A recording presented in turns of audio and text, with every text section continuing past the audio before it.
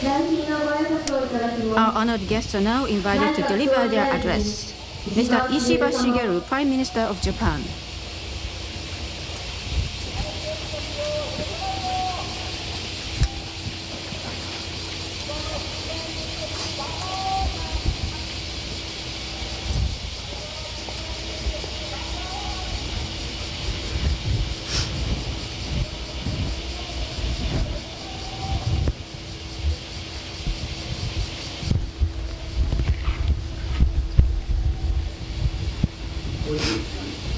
Here today,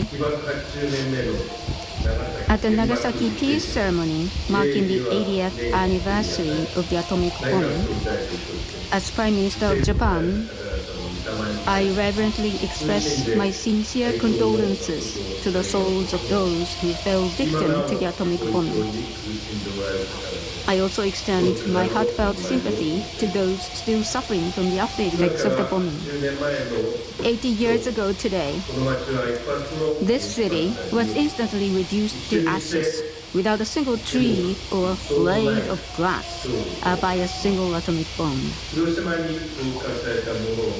The plutonium bomb, more powerful than the one dropped on Hiroshima, took the lives and futures of an estimated 70,000 people, the majority of whom were ordinary citizens. Those who managed to survive the devastation have long suffered from health problems. 80 years later, the widening of the division within the international community over approaches to nuclear disarmament has made the current security environment even more challenging.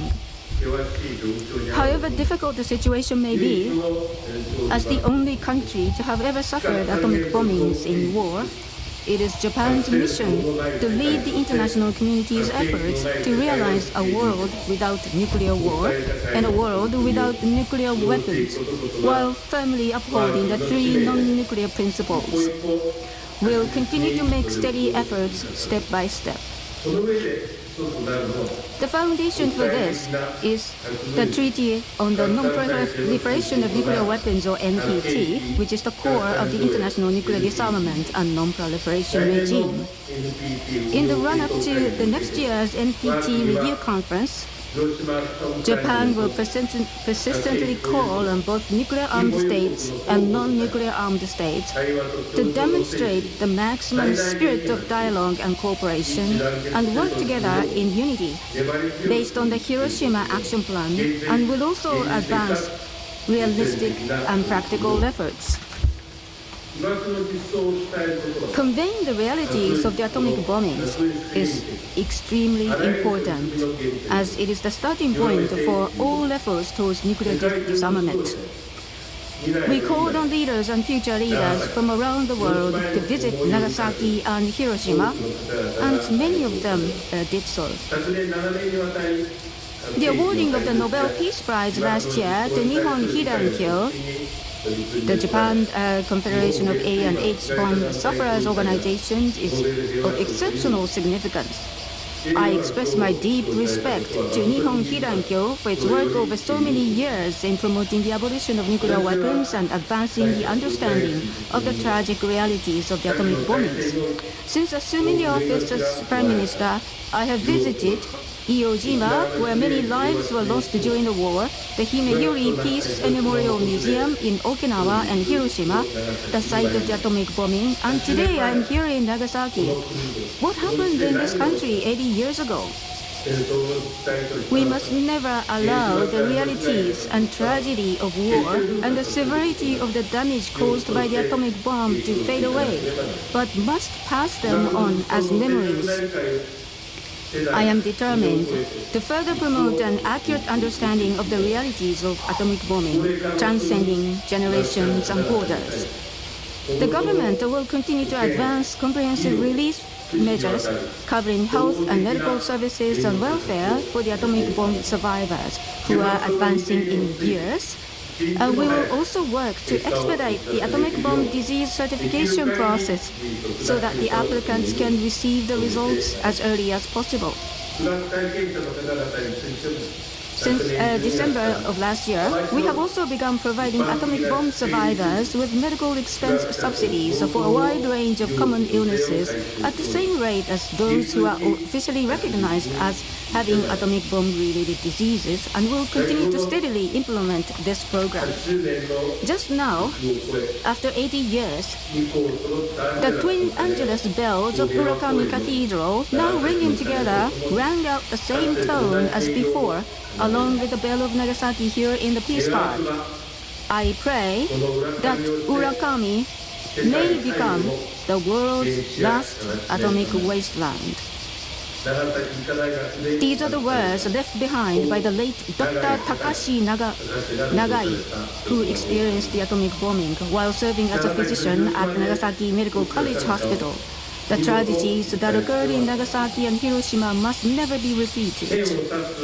The Peace Memorial statue has its right hand pointing to the sky, indicating the atomic bomb, its left hand extended horizontally in prayer for peace, and its closed eyes filled with thoughts of mourning for the victims. Standing in front of this statue, I now make a renewed pledge. We will continue to do our utmost to realize a world without nuclear war and a world without nuclear weapons, and to achieve lasting peace. I conclude my address by praying for the repose of the souls of those who fell victim to the atomic bombing, as well as for the peace of the bereaved families, atomic bomb survivors, all the attendees of the ceremony, and all the citizens of Nagasaki. Ishiba Shigeru, Prime Minister of Japan, August 9th, 2025.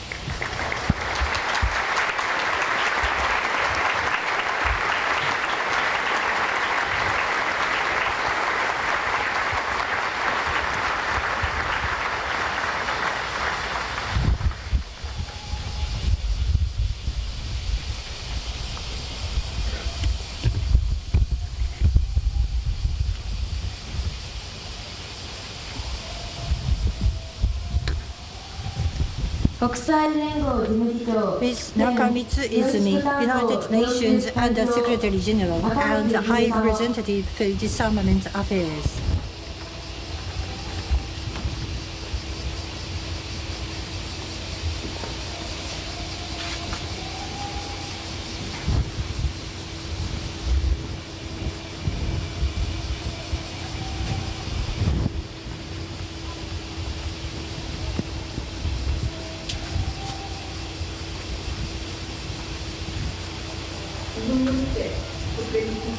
I have received a message of UN Secretary General Antonio Guterres. I will read the message on his behalf.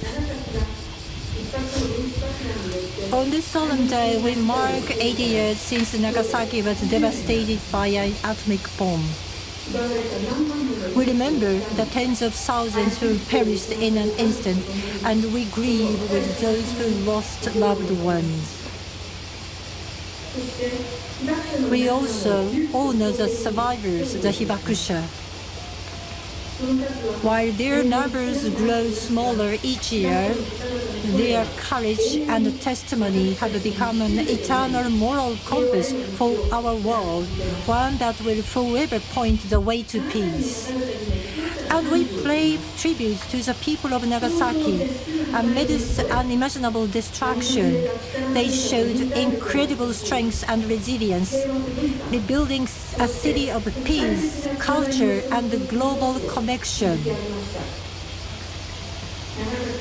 Nagasaki is a beacon of hope for our world. This year also marks the 80th anniversary of the United Nations, born from the ashes of a global conflict with a mission to save succeeding generations from the scourge of war.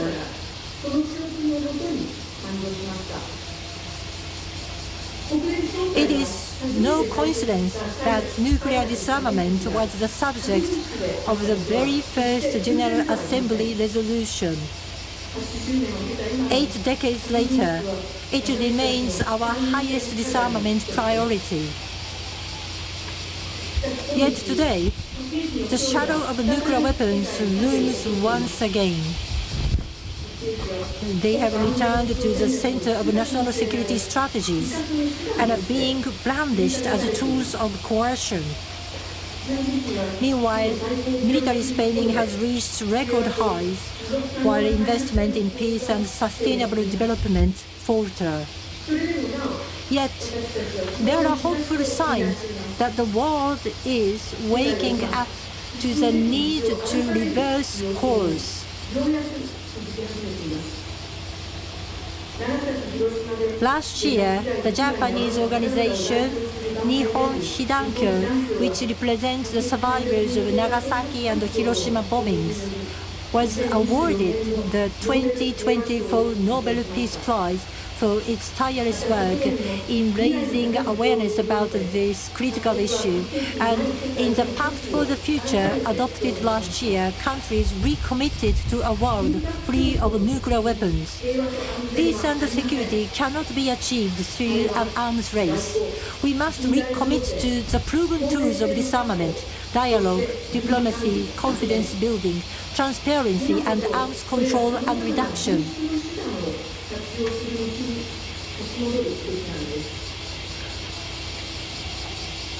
Countries must move from words to action by strengthening the global disarmament regime with a treaty on non-proliferation of nuclear weapons at the center, complemented by the momentum created by the Treaty on the Prohibition of Nuclear Weapons. Let us honor the memory of the victims of Nagasaki not only with remembrance, but with resolve. Remembering the catastrophic past must move us to protect and build a peaceful today and tomorrow. Let us work together urgently for a world free of nuclear weapons. August 9th, 2025, Antonio Guterres.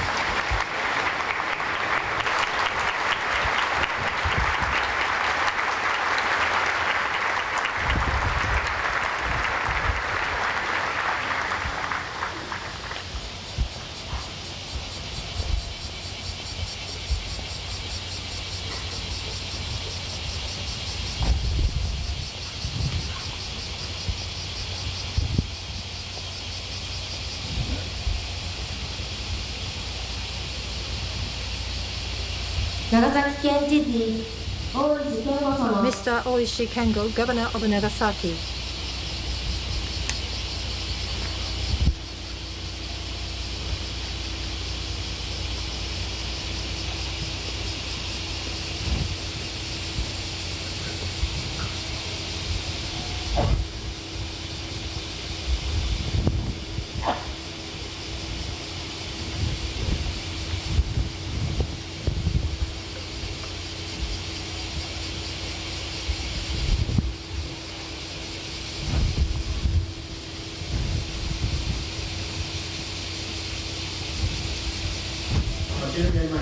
Years ago, the last atomic bomb ever used in the world burned down and reduced the city and its people who lived here to ashes. It claimed the precious lives of about 74,000 people and left behind a reality that we, the survivors of humanity, must never turn our eyes away from.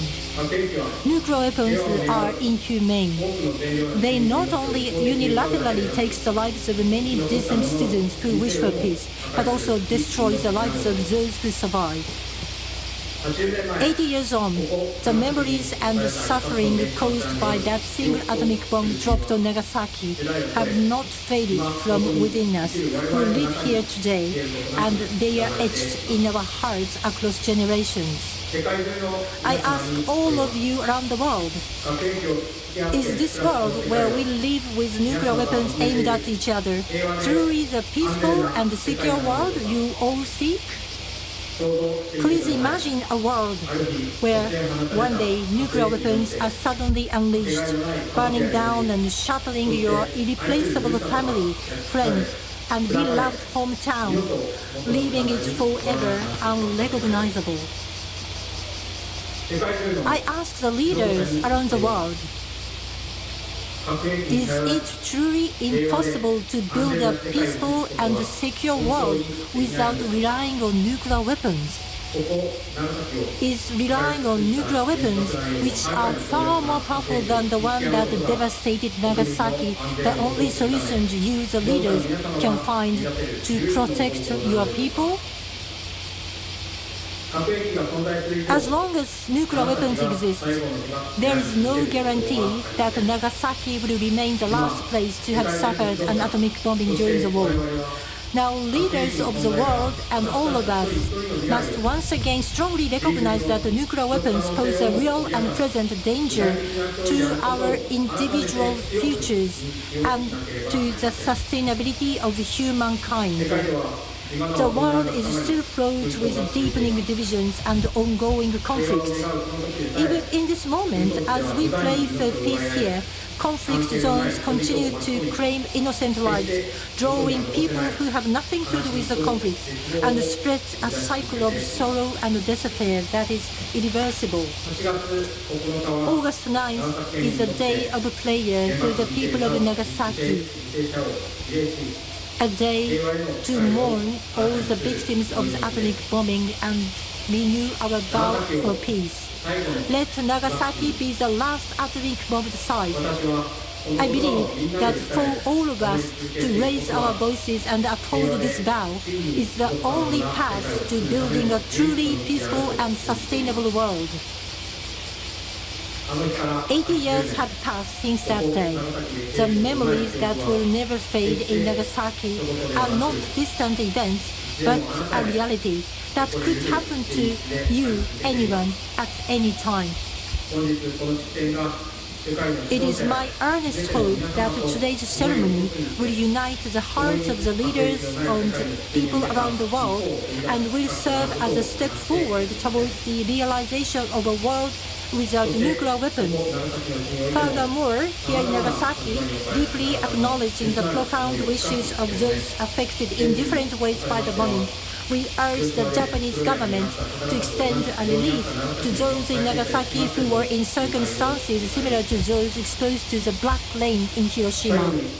In closing, at this peace memorial ceremony for the atomic bomb victims, together with people of Nagasaki, I solemnly offer our deepest condolences to the atomic bomb victims and pray that all of their spirits may rest in peace. August 9, 2025, Oishi Kengo, the governor of Nagasaki Prefecture.